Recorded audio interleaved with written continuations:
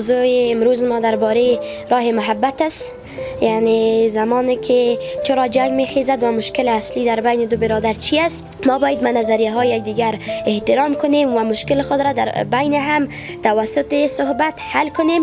و گپ دوم، نظریه دوم ما هی است که حوصله یک نکته مهم است، به خاطر که اگر ما حوصله ننماییم همیشه جنگ میخیزه و باید زمانی که یک برادر ما اشتباه میکنه ما باید اشتباه او را ببخشیم و توسط نصیحت یا راه دیگری با او بفهمانیم، ولی جنگ نکنیم. ما باید خوب باشیم در جامعه، در خانه یا در صنف، بیگفتی پدر و مادر ما رو نکنیم، به نصیحت هایشان گوش کنیم، با همصنفی خود با احترام با محبت صحبت کنیم، با استاد خود در جامعه با نفرای اشخاص بزرگ و خرد با شفقت و مهربانی صحبت کنیم. حالا اگر کسی دیگر نظر دارد برای ما بگوید. در جامعه این چیزا بسیار زیاد صورت میگیرد که مثلا ما در یک جای می رویم شانه به شانه میخوریم، میگیم لالا جان ببخشی. معذرت و صبر چیزی است که از خشونت و جنگ ما را صبر میده. احترام متقابل یکی از نیازهای هر جامعه است و هر شخص، هر فردی است که در برابر خرد و بزرگ احترام داشته باشیم.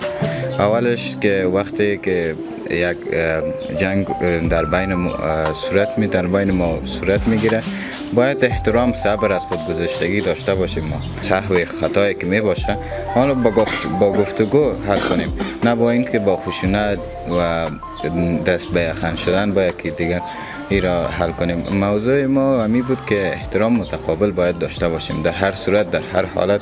ما باید طرز گفتار کنیم، احترام بود با یک دیگر داشته باشیم که معلوم شود که ما یک بچه مکتب هستیم و همگی باید ببینه بگوید که باید ما اطفال خود به مکتب روان کنیم. ولی نظرات شما بسیار ارزشمند و مهم بود. در ادامه نظرات شما ما میخوایم که بعض از گپ‌ها را بگوییم. یک نفر که یک چیز میگه فقط نخواهیم که گپ خود ما باشه، باید نظرات دیگر در بین سخنان خود نظرات دیگر را هم باید گوش بدیم. به ادامه سخنان دوست ما منم گپ نظر ای را تایید میکنم و من نظرم درباره اخلاق است. اگر ما در اخلاق نداشته باشیم به اخلاقی سبب جنگ میشود. ما باید در صنف، در خانه، در اجتماع، در کوچه باید اخلاق داشته باشیم. اگر ما به اخلاقی کنیم در سم، در اجتماع، ما در هر جای باعث سبب جنگ می شود. تایید کردن موضوعات که رفیقایم گفت، یک موضوع دیگر درک کردن است که وقتی ما همدیگر را درک کنیم جنگ در گروه دیگر چیزا صورت نمیگیرد و از برخورد فیزیکی جلوگیری میشه. دقیقاً زما دوست خبر ډېر عالی او ډېر ښه خبرې وکړلې او بل دا چې موږ د جامعې یو الګو د کوچنیانو یو الګو یو چې موږ باید جنګ ونه کړو، باید فزیکي برخورد د چا سره ونه کړو.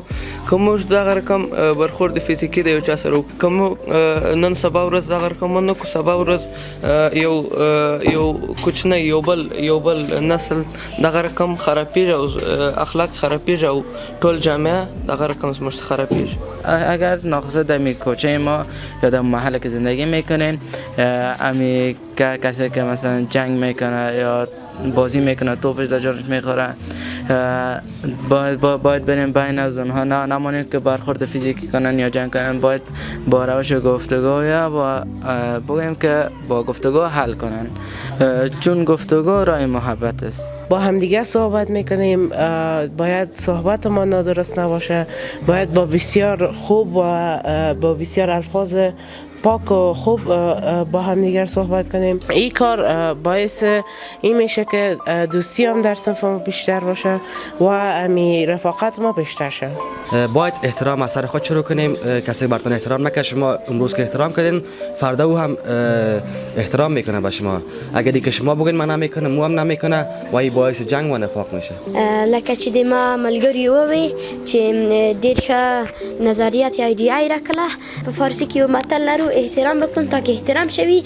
همه قصی نور کله چې دیموگ دی نور احترام مکو خلق بیت دیموگ احترام هم کوي و رو شفقت او دی غچان احترام مکو چې څو دیموگ جامعه و ښه یا کامیاب جامعه وی او دی وطن دی پرمختگ سبب میشی. و تشکر از همه شما عزیزان که درباره همین موضوع صحبت کردین و از نظریات مبارک شما را ارائه کردین.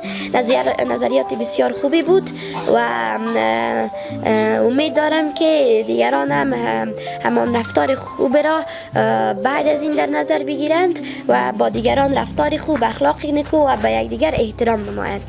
تشکر.